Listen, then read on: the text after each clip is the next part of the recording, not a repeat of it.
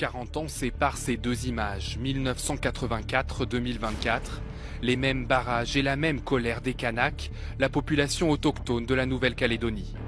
Les événements, c'est le nom donné à ces émeutes des années 80. L'archipel entre alors dans une quasi-guerre civile en raison là aussi de l'élargissement du corps électoral. Point culminant de ces 4 années de tension, la prise d'otage et l'assaut de la grotte d'Ouvéa au printemps 88. Henri Veil s'en souvient parfaitement. Journaliste, il était sur place pour les couvrir.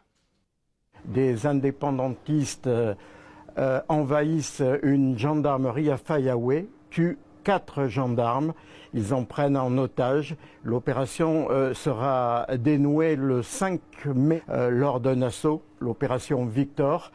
Une opération complexe au sein d'une cavité, se soldant par la mort de 19 militants kanaks et de 2 militaires. Un bain de sang qui pousse les indépendantistes et les loyalistes à se mettre enfin autour de la table des négociations. Les accords de Matignon-Oudinot en 1988, suivis 10 ans plus tard par les accords de Nouméa, ont été là pour rééquilibrer. Et ils y sont partiellement parvenus. Les accords de Nouméa prévoient 3 référendums d'autodétermination. Ils auront lieu en 2018, 2020 et 2021.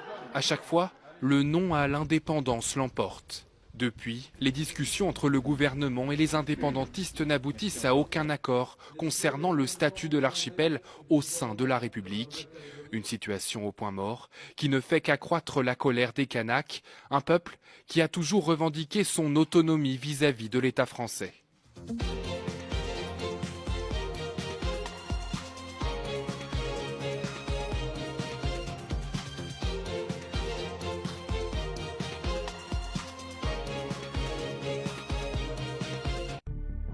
« 40 ans séparent ces deux images, 1984-2024, les mêmes barrages et la même colère des Kanaks, la population autochtone de la Nouvelle-Calédonie.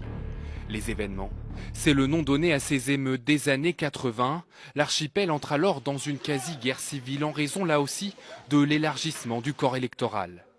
Point culminant de ces 4 années de tension, la prise d'otage et l'assaut de la grotte d'Ouvéa au printemps 88. Henri Veil s'en souvient parfaitement. Journaliste,